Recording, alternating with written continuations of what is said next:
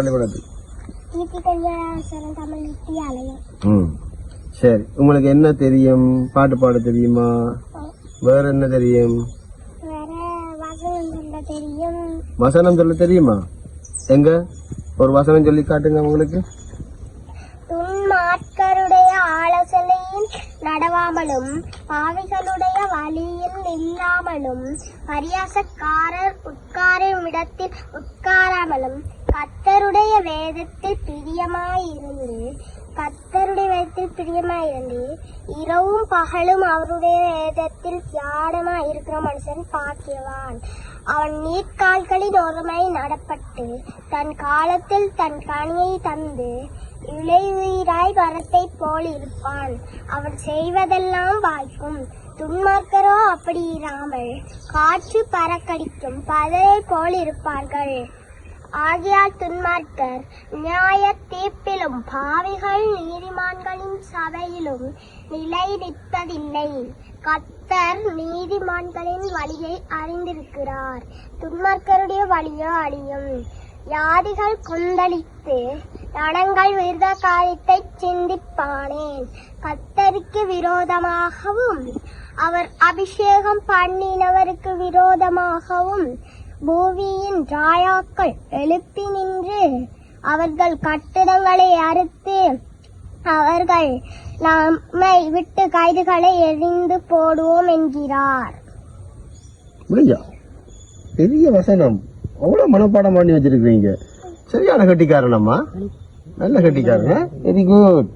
வேற என்ன தெரியும்? பாட்டு தெரியுமா? சின்ன ஒரு பாட்டு பாடுங்க. ஏசப்பட பாட்டு பாடுங்க, பிரச்சனையே இல்லை. நீங்க விருப்பமான பாட்டு பாடலாம். வானமதி சிங்காசனம் பூமியுமது பாதபீடம். வானமுமது சிங்காசனம் பூமியுமது பாதபீடம். என்னை மீட்கவே மனிதரானீரே, என்னை மீட்கவே மனிதரானீரே. என்னுள் வந்து வாசம் செய்ய அப்பமானீரே, என்னுள் வந்து வாசம் செய்ய அப்பமானீரே.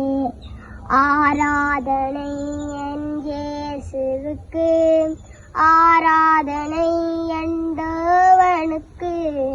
வானமுமது சிங்காசனம் பூமியுமது பாதபீடம். எவ்வளவு ஒரு மென்மையான, எவ்வளவு ஒரு இனிமையான குரல்ல அவருடைய அந்த தெய்வீக பாடல, அவருடைய வசனங்களை ஒரு சிறந்த ஒரு சிறுவன். ஆமோஸுக்கு என்ன தெரியும்? வசனம் தெரியுமா? வேற என்ன தெரியும்? பாட்டு பாடுங்க பாப்போம். கூடுமே எல்லாம் கூடுமே, உம்மாலால் எல்லாம் கூடும். கூடாதது ஒன்றுமில்லை, கூடாதது ஒன்றுமில்லை. கடல் மீதி நந்தீரையா கடும் புயல் அடக்கினீரே, கடல் மீதி நந்தீரையா கடும் புயல் அடக்கினீரே. சாத்தானை ஒடுக்கினீரே சர்வ வல்லவரே, சாத்தானை ஒடுக்கினீரே சர்வ வல்லவரே. கூடுமே எல்லாம் கூடுமே, உம்மாலால் எல்லாம் கூடும். கூடாதது ஒன்றுமில்லை, உம்மால் கூடாதது ஒன்றுமில்லை. ரெண்டு பேரும் நல்ல கெட்டிக்கார பையங்க, என்ன நல்லா படிக்கணும். சரியா? வே ஆஃப் விஸ்டத்தினுடைய இன்னும் ஒரு சந்திப்பாக இன்று நாங்கள் கன்னியா பிரதேசத்திலே பீலியடி என்னும் இடத்தில் பாம் ரோட், இது பாம் ரோட்ல இருக்கிற ஒரு லதா என்ற ஒரு அம்மாட வீட்டை வந்திருக்கிறோம். உண்மையிலே அந்த அம்மா பல இழப்புகளை சந்தித்து வாழ்க்கையில் மிகவும் போராட்டங்களுக்கு முகம் கொடுத்து கொண்டிருக்கிற ஒரு அம்மாவை தான் இங்கே சந்திக்க வந்திருக்கிறோம். நாங்கள் நேராக அந்த அம்மாவை சந்திச்சு அவருடைய நிலைமைகள் என்னன்றதை உங்களுக்கு எடுத்து காட்டுறதுக்காக இந்த இடத்துக்கு நான் வந்திருக்கிறேன். தொடர்ச்சியா லதா என்ற அம்மாவை நாங்கள் நேர்காணல் காண அவங்களோட வீட்டை அவங்கள சந்தித்தோம். அம்மா வாங்கம்மா, வணக்கம். என்னன்னா நான் way of wisdom YouTube channel நான் உங்களோட தொடர்பு கொண்டு வந்து நான் உங்களோட வீட்டை வந்து உங்களை சந்திக்கிறதுக்கு இது எங்களுடைய யூடியூப் சேனல். நாங்க உங்களை சந்திச்சு உங்களோட குடும்ப நிலைமைகளை பகிர்றதுக்கு முதல்ல உங்களுக்கு இந்த வே ஆஃப் விஸ்டம் யூடியூப் சேனல்ல உங்களுடைய குடும்ப நிலைமைகளை பகிர்ந்து கொள்றதுல ஏதாவது ஆட்சேபனை இருக்கான்னு எனக்கு தெரிஞ்சு சொல்லணும். நன்றி. அதாவது லதா அம்மா தன்னுடைய நிலைமையை எங்களோட பகிர்ந்து கொள்றதுக்கு தயாரா இருக்கிறா. வாங்கம்மா. அப்ப நாங்க தொடர்ச்சியா லதா அம்மாவோட அவட நிலைமை என்னன்னு கேட்டு அறிகிறதுக்கு ஆவலா இருக்கிறபடியா தொடர்ச்சியா லதா அம்மாவோட கதைப்போம். என்னம்மா உங்களோட தொடர்ச்சியா நிலைமையில கதைப்போம். லதா அம்மா, உங்களுடைய இந்த விலாசத்தை எனக்கு நீங்க முதலாவது சொல்லுங்க. கன்னியா பீலியடி, நாங்க இருக்கிறது பாம்பூர். பாம்பூர். எவ்வளவு காலம் இங்க இருக்கிறீங்க? எனக்கு இப்ப 58 வயசாச்சு. இந்த 58 வருஷம் நான் இங்க இருப்பேன். நான் பிறந்தது வளர்ந்தது எல்லாம் இங்கதான். 85ஆம் ஆண்டு அகதியாடி போட்டு போனாங்க இங்க இருந்து. 85 போய் நாங்க 87ல திரும்பி வந்தோம். வந்து திரும்பி சில பிரச்சனைகள் இந்த பிரச்சனைகளுக்கு முகம் கொடுத்து பிறகு 90ல போய் பிறகு 2000 ஆண்டுல வந்து திருப்பி 2001 2002ல வந்து திருப்பி வளவுகள் எல்லாம் துப்புரவாக்கி குடியேறினாங்க. அதுக்கு முதல் 85ல இருந்து 90க்குள்ள இவரும் வந்து எங்கட மனுஷனும் வந்து ராணுவ இதால வெடிப்பட்டு தான் செத்தவர். யுத்தம் நடக்கல இடையில அப்படி செத்தவர். மகள் ஒன்று பெரியாள் மூத்தவர், அவன் வெடிப்பட்டு பம்பர் அடிச்சதுல ஓடினதுல அவன் செத்தாரு. 2வது மகள் வெடிப்பட்டு கால் இப்ப அவருக்கு இயலாது. அவர் அடுப்புல இருந்து எல்லாம் வந்து இப்ப திரும்பி அதுல இருந்து புற்றுநோய் இப்ப ஒரு பக்கம் நெஞ்சிலையும் ஆப்ரேஷன், முதுகிலையும் ஆப்ரேஷன். அவ வச்சு நான் தான் பாக்குறேன். 3 பிள்ளைகளையும் அவையும் வச்சு இப்ப 3 வருஷத்துக்கு மேலே ஆகுது. 4 வருஷம் ஆகுது எந்த கைக்கு வந்துவாங்க. இதை வச்சு பாக்குறேன். இப்ப போன வருஷத்துல 7ஆம் மாதம் 8ஆம் மாதம் தான் இவருக்கு புற்றுநோய் என்றதை கண்டுபிடிச்சி ஒரு பெரிய ஆஸ்பத்திரிக்கு கொண்டு போய் டாக்டர் மாறலாம். அதுக்கு பிறகு திருப்பி ஆப்ரேஷன் பண்ணி இப்ப என்னடான்னு சொன்னா ஊசி போடுறதுக்கு சாப்பாட்டு பிரச்சனையில ஏதோ வாழைப்பழம் அதில் எடுத்துக்கிட்டு தேங்காய் எடுத்துக்கிட்டு அப்படி இதுக்குத்தான் இவங்களை செய்ய முடியும். அவக்கு மருந்து வைத்தியம் சிலவுக்குத்தான் எனக்கு இப்ப பெரிய கஷ்டம். அதுக்காராவது எனக்கு உதவி செய்வாங்கன்றா இறைவனுக்கு நன்றி. முதல் நன்றி அவருக்கு, 2வது உதவி செய்யறவங்களுக்கு நன்றி. சரி அம்மா, உங்களோட கண்கள் கலங்கி உங்களோட கண்ணில இருந்து வர்ற கண்ணீர் மிகவும் வலிமையானது. என்னண்டாம நான் வந்து உண்மையிலேயே உங்களோட இந்த தகவல் கிடைச்ச பிறகுதான் எங்களுக்கு வே ஆஃப் விஸ்டம் யூடியூப் சேனலால எங்களுடைய புலம்பெயர் மக்களுக்கு உங்களுடைய நிலைமை எடுத்து காட்டணுமோ அந்த நாள். எனக்கு தெரியும் விஸ்டம் கல்வி நிலையத்துல உங்களோட பேரப்பிள்ள அவர் என்ன நடந்ததம்மா? அவர் அதுல படிச்சு கொண்டிருந்தா அவருக்கு 9ஆம் மாசம் அவர் ஞாயிற்றுக்கிழமை காலையில சேச்சிக்கு போயிட்டு வந்தோம். ஆனா சேச்சி போகல நல்லா தான் போனது. வந்து காய்ச்சல் நான் குளிச பிறலோட இருந்தது கொடுத்துட்டு தாயோட நண்டிரவு படுத்துட்டு இருந்தவர். காலையில ஒளிம்பி ஒரு மாதிரி சோர்ந்து கொண்டிருந்தார். அப்ப ஆஸ்பத்திரியை கொண்டு போனார். ஆஸ்பத்திரியை கொண்டு போய்தான் அதோட பிள்ளைய அங்க ஆஸ்பத்திரியை கொண்டு போக்கல உள்ளுக்குள்ள கொண்டு போனாங்க. திரும்பி அந்த பேர பிள்ளைய கொண்டு வந்தாங்க. ஆனா நல்ல படிப்பு, நல்ல இது எல்லாத்துலயும் கட்டிக்காரம். சேச்சில கூட அவன் அடிச்சு ரவ்வாழம் கூட தூக்கி வச்சிருக்கிறாங்க தொடரையில் ஒருத்தர் அப்படின்னு. ஆனா இதெல்லாம் படிச்சவர் கல்வி நிலையத்துல படிச்சவர். டீச்சரே சொல்லுவா நல்ல ஒரு புள்ளன்னு அவன் எடுக்க சொல்லுவாரு. வந்து இப்ப 2 பேர் இருக்கிறாங்க. 2 பேர், ஒரு ஆள் 1ஆம் ஆண்டு படிக்குது, மற்றது 3ஆம் ஆண்டு. ஓடிவாங்க.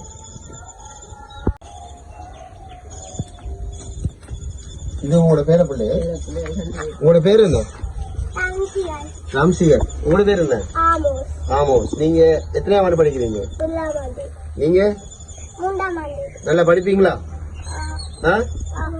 சரி, வெரி குட். இது வந்து அந்த லதா அம்மாவுடைய 3வது மகளுடைய குழந்தைகள். இந்த 3வது மகளுடைய மூத்த மகன் விஸ்டம் கல்வி நிலையத்துல கல்வி கற்றுக்கொண்ட ஒரு கெட்டிக்கார சிறுவன் துரதிர்ஷ்டவசமாக காய்ச்சலால் பீடிக்கப்பட்டு கடந்த வருடம் அவர் காலமாகிவிட்டார். கடந்த வருடம் 9ஆம் மாசம் காலமாகிட்டார். அந்த இழப்பு சோகம் இன்னும் இந்த குடும்பத்தில் ஆறையில. இந்த 2 பிள்ளைகளும் படிக்க வேண்டிய சிறு குழந்தைகள். இவர்களுடைய கல்விக்கு புலம்பெயர் எங்களுடைய சகோதரங்கள் நீங்க முன்வர வேண்டும். அதை விட இந்த அம்மாட்ட இன்னும் இந்த அம்மாவுடைய மனக்குமுறல்களை நாங்க பகிர்ந்து கொள்வோம். ஓமாம்மா வாங்க அப்படியே வாங்க. இந்த 90ஆம் ஆண்டுல இருந்து 2000 ஆண்டு வரையும் நீங்க எங்க இருந்த? நீங்க 90ஆம் ஆண்டு பிரச்சனை 85 பிரச்சனைக்குள்ள நான் முல்லைத்தீவுலாம் இருந்தேன். முல்லைத்தீவுல இருந்து இந்தியன் வரக்குள்ள வந்துடும். இந்தியன்ல இருக்கக்குள்ளதான் மகள் சித்தர். பிறகு அங்க இருந்து வந்து கொஞ்ச நாள்ல தகப்பன் அங்க அந்த அடிவாளர்கள்ல அவர் மூச்சுக்கிறோம். அப்புறம் இப்ப கடைசியா 90 இப்ப அந்த கடைசி அடிபாடு நேரம் முல்லைத்தீவு வட்டுவால்ல நடந்த பிரச்சனைக்கு அவருக்கு கால் கடிப்பட்டார். இருங்கம்மா. 90ஆம் ஆண்டு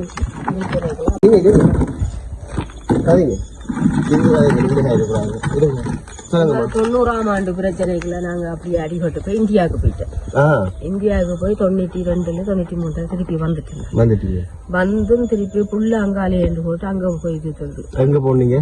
முல்லைத்தீவுல போய் நல்ல புதுக்குடியிருப்புக்குள்ள இருந்தோம்.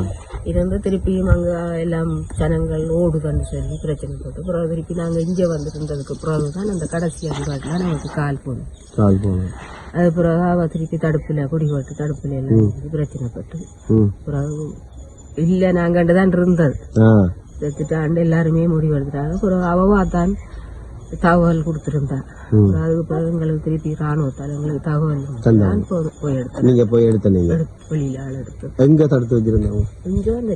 இங்க வச்சிருந்தாங்க. அதுக்கப்புறம் அவங்க விட்டுட்டாங்க. வவுனியாவில் அவங்க இதுல பூசாவில் அங்கே வச்சிருந்த போல 2-3 கேம்ப்ல வச்சிருந்தோம். அன்றாபுரத்துல எல்லாம் வச்சிருந்தோம். திருப்பி வவுனியாவுக்கு கொண்டு வந்து வவுனியால இருந்து நாங்க எடுத்தோம். உங்கள்கிட்ட வந்து எவ்வளவு காலம் உங்களோட இருக்கிறா? அவ வெளியில வந்து இப்ப யுத்தம் நடந்த காலத்தை பாருங்களேன். இப்ப கடைசியா அடிபட்ட அந்த யுத்தம். அதுக்கப்புறம் 3 வருஷம் ஜெயில இருந்துருக்கா. அதுக்கப்புறம் வெளியில வந்து இப்ப என்னட்ட வந்து இப்ப 4 வருஷம் ஆகுது. இவங்க என்ன தகப்பனாலேயே எந்த உதவியும் இல்லை. அவரும் இல்ல தலையில அந்த பீசுகள் பட்டதால அவர் தாயாக்கள் வச்சுதான் பாக்குறாங்க. நாங்களும் முடசுவான் பாக்குறது. இப்ப அவரை நீங்க என்ன சொல்றீங்கன்னா உங்களோட 3வது மகள் இந்த பிள்ளைகளோட தந்தைக்கும் தலையில பீஸ் பட்டபடியா அவருக்கு இயலாது. ஆகவே அவரை அவங்களோட பெற்றோரோட போய் இருக்கிறார். அவரை உங்களுக்கு பாக்குறதுக்கு கஷ்டமா இருக்கிறபடியா இப்ப நீங்க இந்த உங்களோட பிள்ளைகள் அதால இந்த போன மாதம் மட்டும் சில மணிக்கு 2 பேருக்கு 25,000 ரூபாய் முடிஞ்சு இந்த பள்ளிக்கூட செலவு. அவங்க தார கோப்பி அதை வச்சு சமாளிக்கலாம்னா அவங்க அந்த கோப்பியை விட்டு வேற கோப்பி வாங்க சொல்லுவாங்க. கோப்பியல்ல இருந்து அவங்களுக்கு பிரியாவிடையாம் உடுப்புக்கு மட்டும் 10,000 ரூபாய் முடிஞ்சு 2 பேர் உடுப்புக்கு மட்டும். அவங்க நினைச்ச உடுப்பு தானே சொல்லுவாங்க சார். அப்ப அப்படி எல்லாம் வாங்கி கொடுத்து போன மாதம் 25,000 கிட்ட முடிஞ்சு இவங்க 2 பேருக்கு. லதாமா இப்ப இவங்கள பள்ளிக்கூடத்துக்கு சேர்த்துட்டீங்களா? பள்ளிக்கூடம் சேர்த்தாச்சு. இவர் 2 வருஷம் 1ஆம் ஆண்டு சேர்த்தாச்சு. டியூஷனுக்கு வந்து 2 பேரும் வந்தா அதுல ஒரு ஒன்று இருக்கு. உருவாழ்படாய்க்கு பக்கத்துல ஒரு அதுல பள்ளிக்கூடத்துக்கு என்னத்துல போய் வராங்க? நடந்துதான் கூட்டிக்கொண்டு. அப்ப இப்ப நீங்க இந்த உங்களுடைய 3வது மகளையும் இந்த 2 பேர குழந்தைகளையும் நீங்க பாக்குறீங்க. என்ன செய்யறீங்க? உங்களோட நிலைமை எனக்கு சொல்லுங்க. என்ன நிலைமை என்னன்னா இப்படிதான் இந்த கிழங்கு காலத்துல பனங்கிழங்கு எடுத்து அவிச்சு விற்பன். வாழைப்பழம் கொண்டு வருவாங்க. அண்ணனாக்கள் வாழைப்பழம் கொண்டு வர்றது அதுல லொரியில எடுத்து விற்கிறது. தேங்காய் எடுத்து வைக்கிற இப்ப தேங்காய் இல்லை. அதால தேங்காய் வியாபாரத்தை விட்டுட்டேன். சில வேளையில அது இல்லையான்னு சொன்னா சில வேலை வீட்டு வேலைக்கு டவுனுக்கு வேலைக்கு ஆஸ்பத்திரியில பாக்குற அதுகளுக்கு போயிட்டா போறோம். நேற்று பகல ஆஸ்பத்திரி வேலைக்கு தான் போனேன். வீட்டுல அரையும் வருத்தக்காரருக்கு வைப்பாங்க போயிட்டா போவேன். அப்படி இல்லாட்டி என்ன செய்வீங்க? அதுகள் இல்லாட்டி வியாபாரம் ஏதோ ஒன்று செய்யுது. ஏதாவது கையில கிடைக்கிற வியாபாரத்தை செஞ்சு இதுக்குள்ள ஒன்று விற்கிறது. உங்களுக்கு ஏதாவது தொழில் செய்யற எண்ணம் இருக்குதா? தொழில் இதுதான் செய்து நான் முதல் உடுப்பு வியாபாரம் செய்தேன். நான் கொஞ்ச காலம் உடுப்பு மட்டக்களப்பில் இருந்து உடுப்பு எடுத்து வந்து வியாபாரம் செய்தேன். அதுல கொஞ்சம் லோஸ்டா போயிட்டேன். ஏன்னா உடுப்பு எடுத்து கொண்டு நான் வியாபாரம் செய்தா இங்க யாரும் வியாபாரம் செய்வாங்க, அப்ப அதை விட்டுருறது. அப்ப அப்படி சில வியாபாரங்கள் செய்யக்குள்ள கருவாடு எடுத்துக்கொண்டு கொஞ்ச காலம் வியாபாரம் செய்வேன். ஏதோ ஒரு வியாபாரம் செய்வேன். மழை காலத்துல எதுவும் வியாபாரம் செய்யணும்னா செய்வேன், வெயில் காலத்துல என்ன செய்யணுமோ செய்வேன். அப்ப அதுகளை கொண்டுறக்குள்ள அதுல வர லாபங்களை எடுத்து வீட்டு சிலவோட போகும். இப்ப 10 ரூபாய் லாபம் வருதுன்னா அதுக்கு அந்த லாபத்துக்கு இப்ப நான் கருவாடு கொண்டு இப்ப எனக்கு 10 கிலோ கருவாடுல 1 கிலோ லாபம் இருந்தா அந்த 1 கிலோ கருவாட்டையும் வீட்டு எடுத்துருவேன். உங்களுக்கு சாப்பாட்டுக்கும் வேணும் தானே, காசை கொடுத்து தானே வாங்குறேன். அப்ப அதுக்காக வேண்டி அந்த தொழில்களை செய்து கொண்டு வர அப்படித்தான் இவ்வளவு காலம் நடந்து கொண்டு வருது. இப்ப என்னன்னா எனக்கு இவங்களோட படிப்பு சிலவும் அவக்கு மருந்துக்கு எனக்கு 6வது உதவி செய்வாங்க. அவருக்கு புற்றுநோய் என்று சொன்னீங்க. ஊசி மட்டக்களப்புக்கு போய் தானே போட்டு வாங்க. இப்ப 4 ஊசி இன்னும் போட கிடக்கு. இந்த மாதிரி ஊசி போட இல்லை. நம்ம வர எல்லாத்துக்கு காசு தேவை. நம்ம நடுக நானும் போய் ஆக்கள்கிட்ட கேட்டு அதுவும் என்ன இங்க வாங்குறதுனால தெரிஞ்ச 10 அப்படி வாங்கி தான் இப்ப இவ்வளவு நாளும் ரோலிங் ஆகி கொண்டு வந்தது. இப்ப நான் உழைக்கிறத இதுகளுக்கு இப்ப நான் காலம் வட்டி ஏற்றுவேனான்றது நிலைமோ அது ஒரு கேள்விக்குரிய எனக்கு. இப்படி போய்கொண்டு டாக்டர் என்ன சொல்லுங்க கிளினிக்ல அவக்கு அந்த 4 ஊசியும் போட சொல்லியிருக்கேன் டாக்டர். அது போட்டதுக்கு அந்த ஊசி போட்டதுக்கு அப்புறம் திருப்பி அவ என்னன்னு ஒருக்கா செக் பண்ணி தான் திருப்பி சொல்லுவாங்க. ஏன்னா அண்டைக்கு ஒருக்கா நைட்ல தலைக்கு மண்டைக்குள்ள ஊரு கண்டு கிடந்து கத்தி அப்புறம் சுடுதண்ணி எல்லாம் வச்சு தேய்ச்சி அதுல பயந்துட்டேன் நான். அப்புறம் திருப்பி அடுத்த நாள் திருப்பி காசு மாதிரி கொண்டு மட்டக்களப்புக்கு அனுப்புங்க.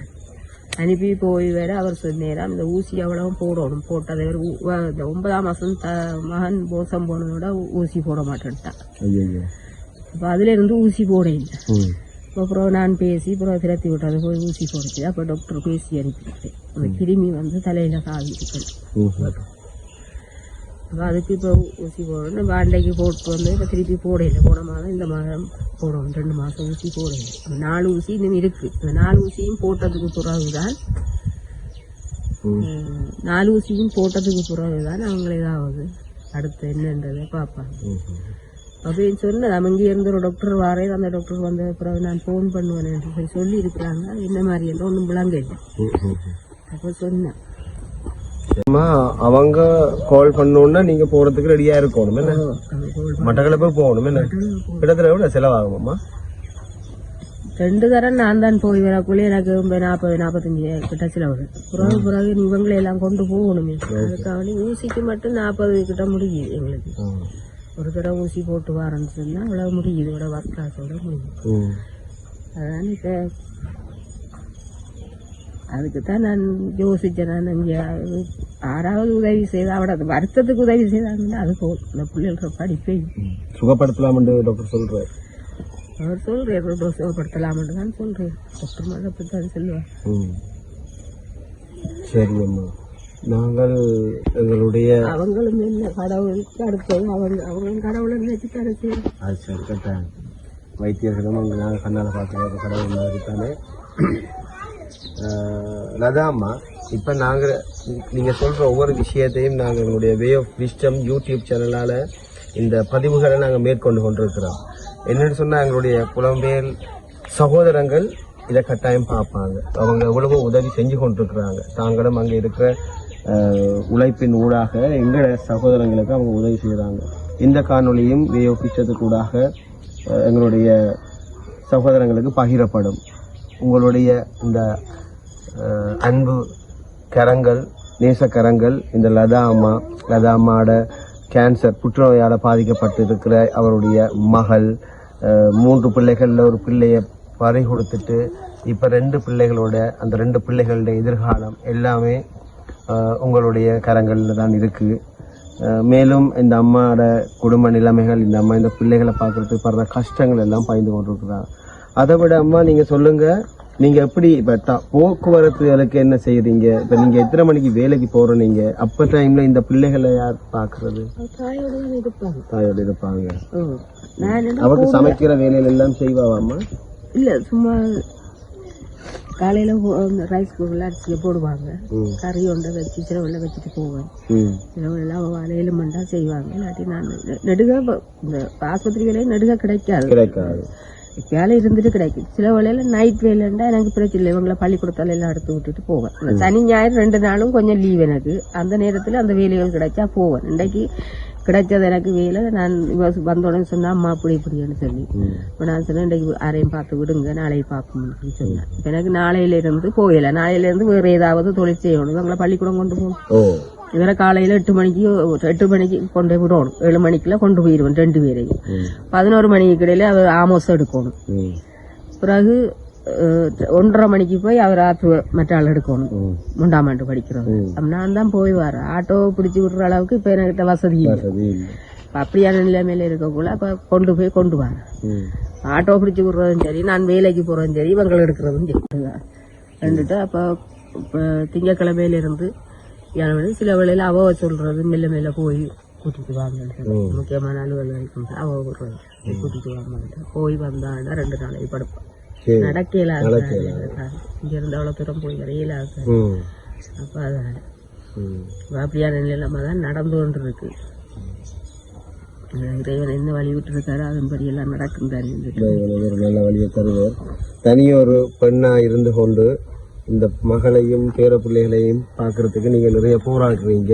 உண்மையிலேயே உங்களோட கதையை கேட்கல எங்களுக்கும் மனசுக்கு ரொம்ப கஷ்டமா இருக்கு. இதை பார்க்குறவங்களுடைய சகோதரங்களுக்கும் கஷ்டமா இருக்கும். அவங்க அந்த கஷ்டத்தின் அடிப்படையை வச்சு ஏதோ ஒரு நிவாரணம், ஏதோ ஒரு தீர்மானம், ஏதோ ஒரு தற்காலிக முடிகொண்டு எடுத்து உங்களுக்குரிய ஏதாவது ஒன்று நடக்கணும் என்றுதான் நான் உங்கள்கிட்ட கேட்டுக்கொண்டிருக்கிறேன். இல்லாம போனதுல இருந்து 24 வருஷம் ஆச்சு. 24-25 வருஷத்துக்கு ஆச்சு சாப்பிடலாங்க. அதுல இருந்து ஒரு ரூபம் தான். 24 வருஷமா தனி ஒரு பெண் தலைமைத்துவமா அவங்களை வளர்த்து ஆளாக்கி அவையில படிச்சு ஆளாக்கி விட்டேன். இருக்கும் வரை செய்வோம். நீங்க நல்ல ஆரோக்கியத்துல இருப்பீங்கம்மா. இன்னும் உங்களோட பிள்ளைகளை பாப்பீங்க. அதுல எந்த மாற்றமும் இல்லை. உங்களுடைய வேற இந்த குடும்பத்தினுடைய சூழ்நிலைகளை நீங்க எனக்கு சொல்லலாம். இப்போதைக்கு எனக்கு சூழ்நிலைண்டா இதுதான். இவங்க படிக்கணும், அவட வைத்தியத்தை பார்க்கணும், முக்கியமாக சுகப்பிரதி எடுக்கணும். கட்டாயம். உங்களுக்கு என்ன பேர்? வாங்க அம்மாமா, நல்லா பாக்கலாம். அம்மாமா, எத்தனையாம் ஆண்டு படிக்கிறீங்க? 3ஆம் ஆண்டு படிக்கிறீங்க. எங்க படிக்கிறீங்க? என்ன பேர் பள்ளிக்கூடத்து? சரி, உங்களுக்கு என்ன தெரியும்? பாட்டு பாட தெரியுமா? வேற என்ன தெரியும்? வசனம் சொல்ல தெரியுமா? எங்க ஒரு வசனம் சொல்லி காட்டுங்க உங்களுக்கு. துன்மார்க்கருடைய ஆலோசனையில் நடவாமலும் பாவிகளுடைய வழியில் நில்லாமலும் பரியாசக்காரர் உட்காரும் இடத்தில் உட்காராமலும் கர்த்தருடைய வேதத்தில் பிரியமாயிருந்து இரவும் பகலும் அவருடைய வேதத்தில் தியானமாய் இருக்கிற மனுஷன் பாக்கியவான். அவன் நீர்க்கால்களின் ஒருமை நடப்பட்டு தன் காலத்தில் தன் கனியை தந்து இளையுயிராய் மரத்தை போல் இருப்பான். அவன் செய்வதெல்லாம் வாய்க்கும். துன்மார்க்கரோ அப்படி இராமல் காற்று பறக்கடிக்கும் பதரை போல் இருப்பார்கள். ஆகையால் துன்மார்க்கர் நியாய தீர்ப்பிலும் பாவிகள் நீதிமான்களின் சபையிலும் நிலை நிற்பதில்லை. கர்த்தர் நீதிமான்களின் வழியை அறிந்திருக்கிறார், துன்மார்க்கருடைய வழியோ அழியும். யாதிகள் கொந்தளித்து ரணங்கள் விருத காரியத்தை சிந்திப்பானேன். கர்த்தருக்கு விரோதமாகவும் அவர் அபிஷேகம் பண்ணினவருக்கு விரோதமாகவும் பூமியின் ராயாக்கள் எழுப்பி நின்று அவர்கள் கட்டிடங்களை அறுத்து அவர்கள் நம்மை விட்டு கைதுகளை எரிந்து போடுவோம் என்கிறார். பெரிய வசனம், அவ்வளவு மனப்பாடம் பண்ணி வச்சிருக்கீங்க. சரியான கட்டிக்காரனம்மா, நல்ல கட்டிக்காரன். Very good. வேற என்ன தெரியும்? பாட்டு தெரியுமா? சின்ன ஒரு பாட்டு பாடுங்க. ஏசப்பட பாட்டு பாடுங்க, பிரச்சனையே இல்லை. நீங்க விருப்பமான பாட்டு பாடல. வானமதி சிங்காசனம் பூமியுமது பாதபீடம். வானமுமது சிங்காசனம் பூமியுமது பாதபீடம்.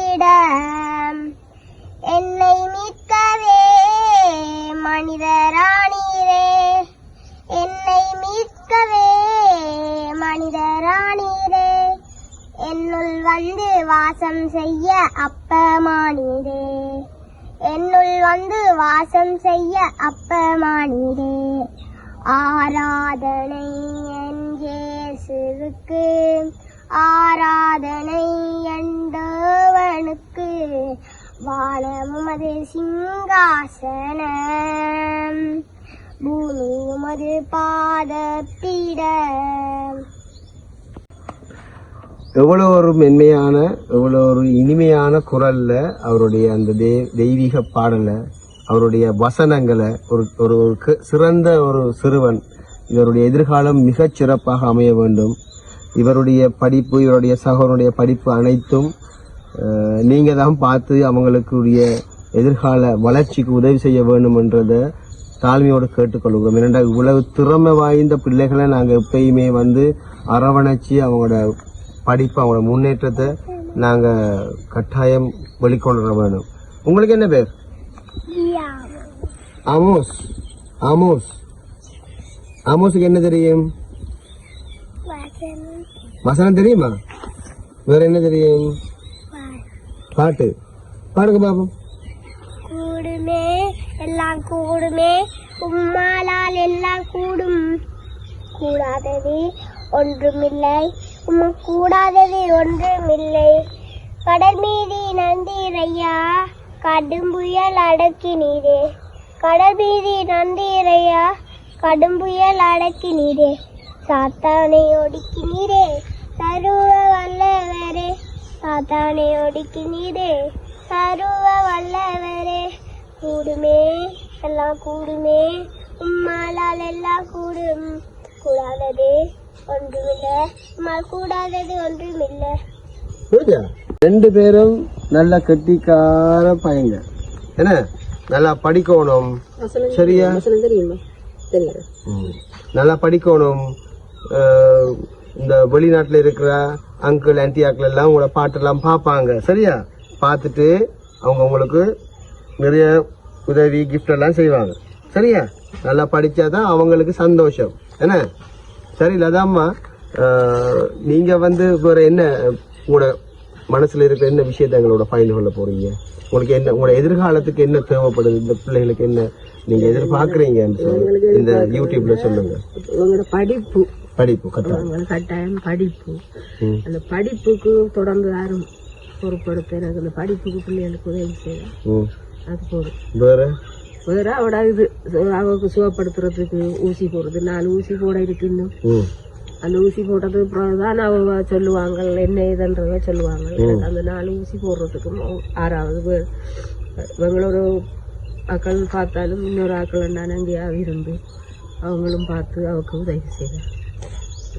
நான் சாப்பாட்டு கண்டு அவங்கள்ட்ட கேட்கல. இது வரைக்கும் நான் யார்கிட்டையும் சாப்பாட்டு கண்டு போகல. இவங்களோட முக்கியம் இதுதான் முக்கியம். ஆனால் அதுக்கு உதவி செய்வாங்கண்டா அவங்களுக்கு கோடாவோட நன்றி, கடவுளுக்கு நன்றி. நாங்க அதற்கான ஏற்பாடு தான் செய்யறோம். என்ன சொன்னீங்க? வசனம் சொல்ல போறீங்களா? நான் சொல்லுங்க பாப்போம். உன் கைகளின் பிரயாசத்தை நீ சாப்பிடுவாய், கர்த்தர் உங்கள் முன்னே போவார். ஏசாயா 52:12. அவ்வளோம்மா. ரைட், நன்றி. சரி அம்மா, நாங்களும் அதற்கான ஏற்பாட்டை செய்யறோம். இன்றைக்கு நாங்கள் இந்த வந்த விடயத்தின் இறுதி அடிப்படையான ஒரு முக்கியமான விஷயம் ஒன்று இருக்கு. அதை நாங்கள் பகிர்ந்து கொள்ளத்தான் நாங்கள் வந்து நாங்கள் உண்மையிலே இங்கே வந்திருக்கிறோம். இன்றைக்கு நாங்கள் உங்களை பார்க்க போறோம் என்று நாங்கள் அங்கே அறிவிச்சிருந்தாங்க. அப்போ லண்டன்ல இருக்கிற நித்யா ராஜன் என்றவங்க ஒரு சிறு பண உதவியை உங்கள்கிட்ட கொடுக்க சொன்னவங்க நாங்கள் இங்கே வர்றபடியா. ஆகவே லண்டன்ல தான் அவங்க இருக்கிறாங்க. நித்யா ராஜன், அவங்களோட பேர் வந்து நித்யா ராஜன். அவங்க எங்கள்கிட்ட இந்த லதா அம்மாவை சந்திக்க போறீங்க, அவங்களுக்கு ஒரு சின்ன உதவி செய்யுங்க. அதுக்கு பிறகு நாங்கள் எங்களுடைய காணொளியின் மூலமாக எங்களுடைய மற்ற சகோதரங்களுக்கும் இந்த நிலைமையை நாங்கள் வெளிப்படுத்துவோம் என்று சொல்லித்தான் எனக்கு வந்து இந்த பணத்தை தந்திருக்கிறாங்கம்மா. இதை நீங்க வேண்டோனும். ஏன்னா இது நித்யாராஜன் லண்டன்ல இருந்து உங்களுக்கு கொடுத்து விட்டது. என்னென்று எவ்வளவு நீங்க ஒருக்கா பார்த்து நீங்க எங்களுடைய காணொலி நித்யாராஜன் உங்களுக்கு சொல்லுங்க. 17,000 ரூபாய். 17,000 ரூபாய். சரி, 17,000 ரூபாய் காசை வந்து நித்யா ராஜன் தான் லண்டன்ல இருந்து உங்களுக்கு கொடுக்க சொல்லி தந்தவங்க. நீங்க ஏதாவது சொல்ல விரும்புறீங்களா? நித்யா ராஜன் என்று சொல்லி எனக்கு மகனும் மகளும் மாதிரி என்று நான் நினைக்கிறேன். அவங்களுக்கு நன்றி. இந்த காசு என்ற சூழ்நிலையை பார்த்து இந்த பேர பிள்ளைகளை பார்த்து நீங்க அனுப்புறதுக்கு உங்களுக்கு நன்றி அம்மா. ஆண்டவர் உங்களோட குடும்பத்தை உங்களோட சந்ததியை ஆண்டவர் உங்களுக்கு ஆசீர்வாதம் இன்னும் இன்னும் இந்த கையை ஆசீர்வதிக்கணும். இன்னும் பல மக்களுக்கு எத்தனையோ இடத்துல எவ்வளவோ கஷ்டப்பட்டவங்க இருக்கிறாங்க. அவங்களுக்கு இன்னும் உதவி செய்ய உங்களோட இத குடும்பத்தையும் ஆசீர்வதிக்கணும். இந்த கொண்டு தந்து எனக்கு தந்த பிள்ளைகளையும் அதுகள கையையும் ஆசீர்வதிச்சு அதுகளையும் அதுகள குடும்பத்தையும் பரம்பரையையும் ஆண்டவர் இன்னும் ஆசீர்வதிக்கணும் என்று தம்பண்டார். உங்களுடைய வார்த்தைகள் உண்மையாகும். எல்லாரும் நல்லா இருக்கணும்ன்றது எங்களுடைய இந்த வே ஆஃப் விஷயத்துடைய உண்மையான நோக்கமே. உங்களை மாதிரி வாழ்க்கையில போராடி கொண்டிருக்கிறார்கள் தேடி வந்து உங்களுடைய நிலைமையை வெளிக்கொண்டு வரணும். நாங்க வெளிக்கொண்டு வராட்டி இந்த உலகத்துக்கு தெரியாது. அப்ப நீங்க இப்பயும் கஷ்டப்பட்டு கொண்டே இருப்பீங்க. இந்த கஷ்டத்துக்கு நாங்க ஒரு முற்றுப்புள்ளி வைக்கணும்னா நாங்க இந்த விஷயங்களை வெளியே கொண்டு வரணும். அந்த வகையில நித்யா ராஜன் லண்டன்ல இருந்து இந்த லதா அம்மாக்கு உங்களுடைய உதவியை கொடுத்திருக்கிறீங்க. 17,000 ரூபாய் காசு நான் அந்த அம்மாட கையில சேர்த்திருக்கிறேன். இது மிகவும் பெருமதியாக இந்த குடும்பத்துக்கு அமையும். தொடர்ச்சியா அம்மா நாங்க வந்து உங்களோட நிறைய விஷயங்கள் பகிர்ந்திருக்கிறோம். இன்னும் மேலும் ஏதாவது நீங்க எங்கள்கிட்ட சொல்றதுக்கு இருக்கா அம்மா? மேலும் சொல்றதுக்கு ஒன்று இல்லை. நான் தான் எல்லாம் சொல்லிட்டேன். அந்த லண்டன்ல இருக்கிற பிள்ளைகள் இந்த நித்யா ராஜன் என்ற பிள்ளைகள் இன்னும் பல பேரையும் ஆண்டவர் ஆசீர்வதித்தார். மனம் வந்து ஆண்டவரும் வந்து ஒவ்வொருத்தர மனதையும் போய்த்தான் ஒவ்வொருத்தருக்கு செய்ய சொல்லி ஆண்டவர் தான் அதெல்லாம் செய்து கொடுக்குறாரு. அதெல்லாம் திருப்பியும் திருப்பியும் சொல்றேன், ஆண்டவர் அவங்களை நிறைவா ஆசீர்வதிக்கணும். நன்றி.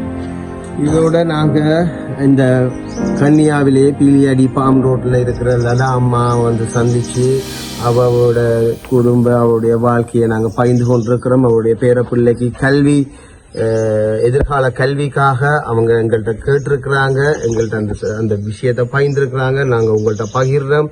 இந்த குடும்பத்துடைய சுருக்கமா சொல்ல போனா ஒரு பெண் தலைமைத்துவத்துல இந்த குடும்பம் இயங்கிக் கொண்டு இருக்கிறது. இந்த பெண்ணும் வயது முதிர்ந்தவர்.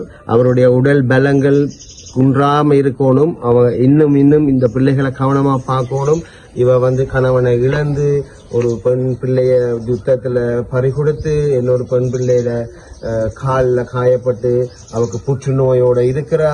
அந்த அவருடைய கணவனுக்கு மண்டையில பீஸ் பட்டு அவர் தன்னுடைய பெற்றோரோடு இருக்கிறாங்க. அவருடைய மெட்ட பிள்ளை வேறு இடத்துல இடம்பெயர்ந்து இருக்கிறாங்க. அவ இந்த அவருக்கு 3 பேர பிள்ளைகள் இருந்தது. 3வது மகளுக்கு அந்த 3 பேர பிள்ளைகள்ல ஒரு பேர பிள்ளைய கடந்த வருடம் 9ஆம் மாதம் காய்ச்சல்ல பீடிக்கப்பட்டு அவ பறிகொடுத்திருக்கிறா. அப்படியான இழப்புகளை சந்திச்சிருக்கிறாங்க இந்த குடும்பம். இப்ப 2 பேர பிள்ளைகள் மிகவும் சிறந்த பேர பிள்ளைகள், நல்ல கல்வி நல்ல ஞானம் கொண்ட பிள்ளைகளாக இருக்கிறாங்க. அவங்களுடைய கல்வி எதிர்காலத்துக்கு வே ஆஃப் இஷ்டத்தினூடாக புலம்பெயர்ந்து வாழ்கிற உங்கள்கிட்ட நாங்க கேட்கிறோம். அதை விட இந்த அம்மா நிறைய தொழில்கள் அன்றாட தொழில்களை செய்து கொண்டு மிகவும் கஷ்டப்பட்டு கொண்டிருக்கிறார். இந்த அம்மாவுடைய மகளுக்கு புற்றுநோய் இருக்கு. புற்றுநோய்க்கு அவங்களுக்கு ஊசி போட வேணும். கிட்டத்தட்ட ஒருக்கா ஊசி போடுறதுக்கு 40,000 ரூபாய் செலவாகுதுன்னு சொல்லியிருந்தாங்க. மிகவும் பெரிய தொகை இவங்களுக்கு அது. ஆகவே அந்த 4 ஊசியும் போட்டா அந்த பிள்ளையை காப்பாற்றலாம் என்று வைத்தியர்கள் கூடிய அந்த நம்பிக்கையோட இருக்கிறாங்க. அடுத்த கட்டம் வைத்தியர்கள் அறிவிக்கல அவ ஊசி போட போக வேணும். அப்படியான சூழ்நிலைகள் இருக்கு. இந்த குடும்பத்தினுடைய நிலைமை இப்படியாக இருக்கு என்றதை நாங்கள் நேரடியாகவே உங்கள்கிட்ட பகிர்ந்திருக்கிறோம். இதை நீங்க தான் வந்து பார்த்து இதுக்குரிய உதவிகளை செய்ய வேணும் என்று கேட்டுக்கொள்வதோட லதா அம்மா இந்த சந்தர்ப்பத்தை வே ஆஃப் விஷயத்துக்கு நீங்க தந்ததுக்கு வே ஆஃப் விஷயத்தின் ஊடாக உங்களுக்கு நாங்கள் நன்றி கூறிக்கொள்ளுகிறோம். இந்த விஷயம் நாங்க எங்களுடைய புலம்பெயர் சகோதரங்களுக்கு எடுத்து செல்லுவோம். கட்டாயம் இதை அவங்களுக்கு கொடுப்போம். அவங்களுக்கு ஊடாக இவங்களுடைய ஆசீர்வாதத்துடன் மேலும் உதவிகள் உங்களை நாடி வரும். ஆகவே இந்த இடத்துல இருந்து நாங்க வெளிக்கிட போறோம். அம்மா எங்களுக்கு இந்த சந்தர்ப்பத்தை தந்த உங்களுக்கு நன்றி. ஆகவே நாங்க இந்த இடத்தை விட்டு வெளிக்கிறோம். இன்னும் ஒரு காணலோட உங்களை மிக விரைவில் நான் சந்திப்பேன். அதனால லதா அம்மாட வீட்டில இருந்து வெளிக்கிறேன். இந்த இடத்துல உங்களுக்காக வே ஆஃப் விஷயத்தின் ஊடாக நான் ஜெரோம். நன்றி. சரி அம்மா, போயிட்டு வாரேன். தேவையுள்ள எமது மக்களை தேடிச் செல்ல இருக்கின்றது எமது வே ஆஃப் விஸ்டம் அங்கத்தவர்கள். எனவே நலன் விரும்பிகளே, உங்களுடைய ஒத்துழைப்பு எமக்கு மிக அவசியமானது. வே ஆஃப் விஸ்டம் அமைப்பானது எதிர்காலங்களில் சிறுவர்களுக்கான ஆலோசனை வேலை திட்டங்கள், பெற்றோர்களுக்கான ஆலோசனை வேலை திட்டங்களையும் மேற்கொள்ள இருக்கின்றது. இன்று அநேக மக்கள் வறுமை கோட்டிற்கு கீழ் ஜீவனம் பண்ணும் குடும்பங்களாக காணப்படுகின்றார்கள். அவர்களுடைய தேவைகளை கூட வெளிப்படுத்த தெரியாத நிலையில் காணப்படுகின்றார்கள். அப்படியான மக்களை எமது வே ஆஃப் விஸ்டம் அமைப்பானது தேடிச் சென்று அவர்களின் வாழ்வாதாரத்தை மேம்படுத்த எண்ணியுள்ளது. எனவே எமது வே ஆஃப் விஸ்டம் அமைப்பை சப்ஸ்கிரைப் செய்யுங்கள், லைக் செய்யுங்கள், உங்கள் நண்பர்களுக்கு ஷேர் செய்யுங்கள்.